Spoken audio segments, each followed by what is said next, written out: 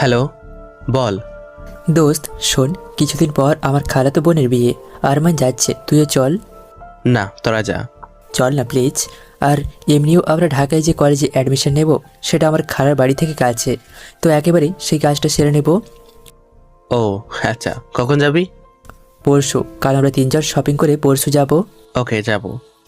Love you ভাই, রাখি। হুম। আমি প্রিন্স, এবার অনার্স দ্বিতীয় বর্ষে। বাবা মায়ের একমাত্র ছেলে। আব্বু আম্মু থাকে দুবাই। আমি চট্টগ্রামে পড়াশোনা করি, তবে এবার চিন্তা করছিলাম যে ঢাকায় পড়ব, তাই সেখানে অ্যাডমিশন নিচ্ছি। এছাড়াও ঢাকা যাওয়ার মূল উদ্দেশ্য আরেকটা, আর সুজয়ের বোনের বিয়ে। তারপরের দিন আমি সুজয় আর আরমান শপিং করে বাসে ফিরলাম। কাপড় চোপড় গুছিয়ে নিলাম বিকালের দিকে, কারণ আজকেই চট্টগ্রামে আমার শেষ দিন। তবে চট্টগ্রামের প্রত্যেকটা মানুষ মনে রাখবে এই প্রিন্সকে। এর পরের দিন সকালে আমরা রওনা হলাম ঢাকার উদ্দেশ্যে। পৌঁছেই সুজয়ের খালার বাড়ি উঠলাম। বিয়ে বাড়ি বলে কথা, তাই বাড়ি ঘর মানুষে ভর্তি। তবে আমরা নিজেদের রুমে চলে গেলাম, সবার সাথে কৌশল বিনিময় করে। বলতে বলতে বিয়ে শেষ হলো। বেশ মজা করলাম বিয়েতে, অনেক ভালোই লাগলো।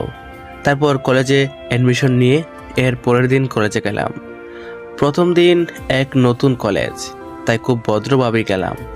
যাওয়ার সময় দেখলাম 8টি কালো গাড়ি যাচ্ছে, যার জন্য একটা অ্যাম্বুলেন্স রোগী নিয়ে আটকা পড়ে আছে। একজনকে জিজ্ঞেস করায়, সে বলে এগুলো নাকি মাফিয়ার গাড়ি, কেউ কিছু করার ক্ষমতা নাই। আমি তো পুরো অবাক, শালা এইটুকু একটা গ্যাংস্টারের কি তেজ, কি দাপট। আমি কিছু না বলে কলেজে চলে এলাম। গেট দিয়ে আমরা তিনজন ঢুকতে দেখলাম কালো কোট পরে কিছু ছেলে দুজন ছেলেকে অনেক মারছে, আর পাশে থেকে একটা মেয়ে কিলকিল করে হাসছে। মেজাজটা পুরোই বিগড়ে গেল, তাই গেলাম তাদের কাছে। এই এই আপনারা এদের এমনভাবে মারছেন কেন? তারা মারা থামিয়ে আমাকে জিজ্ঞেস করে। ওই তুই কে রে, হারামজাদা? যা এখান থেকে, জিন্দা লাশ বানিয়ে ফেলবো। ওই এত সহজ নাকি? এবার এই মেয়েটা বলে উঠল। আয় কুত্তার বাচ্চা, তুই কে রে? আমি এই কলেজে নতুন, আপনারা এভাবে মারতেছেন কেন? তোকে বলতে হবে শুয়োর। মুখের ভাষা ঠিক করুন। কি? ওই ওকে এমন ভাবে মারবি যেন দাঁড়াতে না পারে। আর সাথে সাথে তারা আমাকে কলার টেনে নিয়ে আসে আর মাটিতে ফেলে মারতে শুরু করে। অনেক মারে আমায়। শেষে সবগুলো চলে যায় আর মেয়েটা বলে যায়, তোর কপাল ভালো, তোকে মেরে ফেলি নাই।